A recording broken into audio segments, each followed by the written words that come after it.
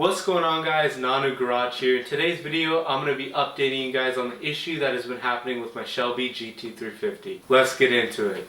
You see a car call the cops, boy. AK all day, body start to drop, boy. Bamba jiya beataan, sari diyan streetan. They're trying to lock us up, but we ain't gonna stop, boy. They're trying to lock us up, but we ain't gonna stop, boy. They're trying to lock us up, but we ain't gonna stop.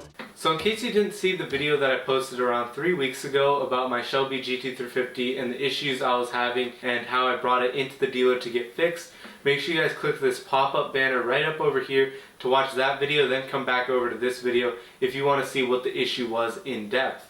So if you've already seen the video, you would know the issue that I'm having with the Gt350 and it's very loud buzzing noise it's making. And as I stated in the video, I did bring in the Shelby into the shop around 3 weeks ago, and actually yesterday from filming this video marks the 3rd week that the Shelby was in the shop. So it's been 3 weeks and the Shelby's been in the shop, so I decided I'm going to update you guys because today I got big news about it and confirmed the issue that I was having. So the technician I actually requested, who I know, who was super great at his job, he was really booked up and busy throughout the whole entire first week that I dropped off the car, so he wasn't able to get to it.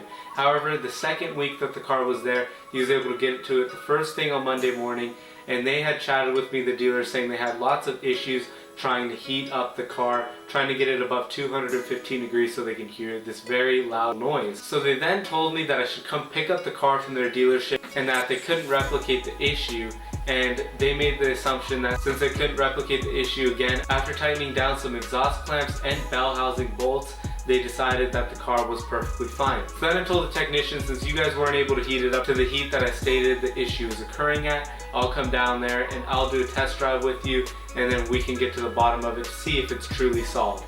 So I was really hoping, fingers crossed, that the Shelby would be perfectly fine and I'll be driving it back in my hands. So I showed up to the dealership today and was handed the keys to the Shelby Gt350, and the technician hopped in the passenger seat with me.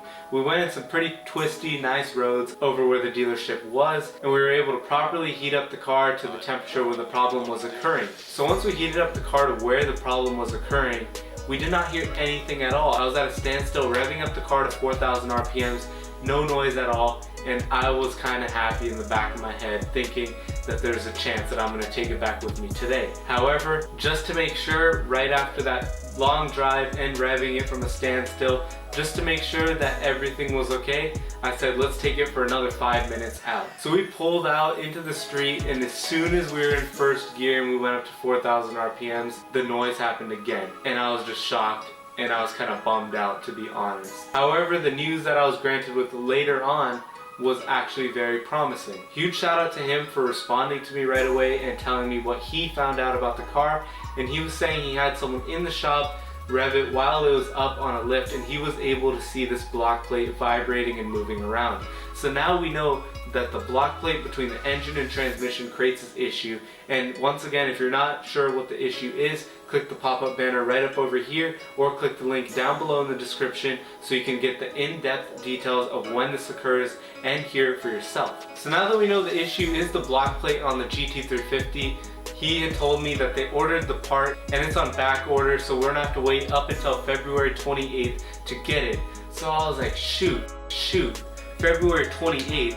Just for reference, that's a whole entire 16 days out from the day I'm filming this. So that is a lot of time to be waiting, and that's probably, we're looking about at a 6-week timeline that the Shelby's in the shop. So I was kind of bummed to hear that news. However, he hit me back later on saying that he'll be able to get the part from another dealership by Friday or Saturday, and hopefully next week he will get it done. By the way, if you haven't seen this YouTube video yet, I would go check it out. It was super epic and it was super hilarious. So definitely browse the channel and look at all the content. It's super dope. I promise you, you will not be disappointed. So that's what's going on with the Shelby Gt350. That's the issue with it. It's confirmed it's the block plate between the engine and transmission. So watch the other video, hear the noise. If you have the same problem, it's the block plate. I would even show this to the other Ford dealerships if they're giving you a hard time, and tell them, hey, this is the issue.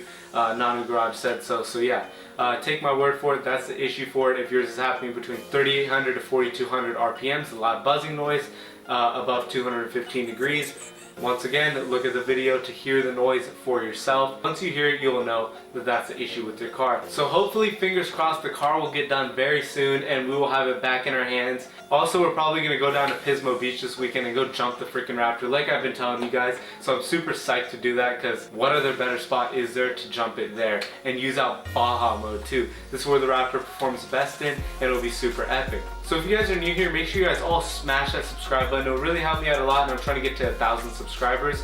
Also hit that notification bell so you can stay updated on all of my content. So if you're new here and you didn't know, I have a Shelby Gt350, Cadillac CTS-V like this video right over here, 2018 Ford Raptor and 1968 Camaro all up in my garage. So make sure you guys all subscribe to the channel, hit that notification bell and help me out and support your boy. If you want to see anything on the channel, leave it down below in the comment section. I look forward to seeing all of you guys in the next video. Peace.